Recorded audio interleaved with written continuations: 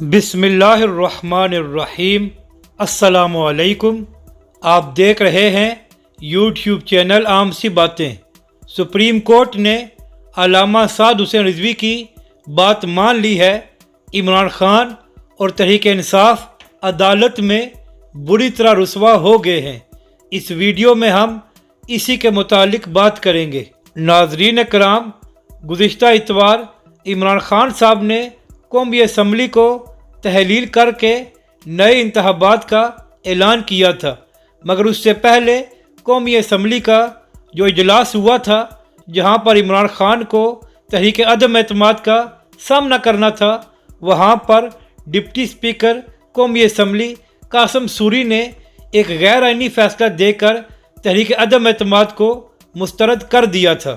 اس کے بعد supreme court نے اس سارے معاملے کا از خود نوٹس لے کر ایک لارجر بینچ بنا کر اس کی سماعت شروع کی تھی۔ اور یہاں پر اہم بات یہ ہے کہ تحریک لبیک پاکستان اور علامہ سعد حسین رضوی نے پہلے دن ہی یہ بات کر دی تھی کہ جو کچھ عمران خان اور قومی اسمبلی کے ڈپٹی اسپیکر نے کیا ہے، یہ پاکستان کے آئین کے متصادم ہے، اور سپریم کورٹ اس فیصلے کو ختم کر کے کالعدم قرار دے۔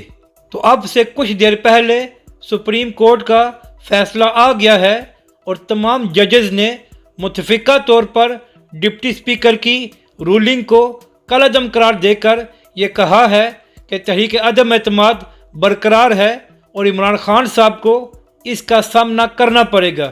یعنی کہ سپریم کورٹ نے وہی فیصلہ دیا ہے جو علامہ سعد حسین رضوی نے بات کی تھی۔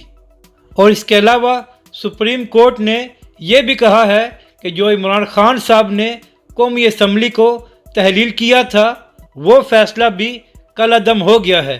یعنی کہ تحریک لبیک کو کالعدم قرار دینے والے آج خود سپریم کورٹ سے کالعدم ہو گئے ہیں۔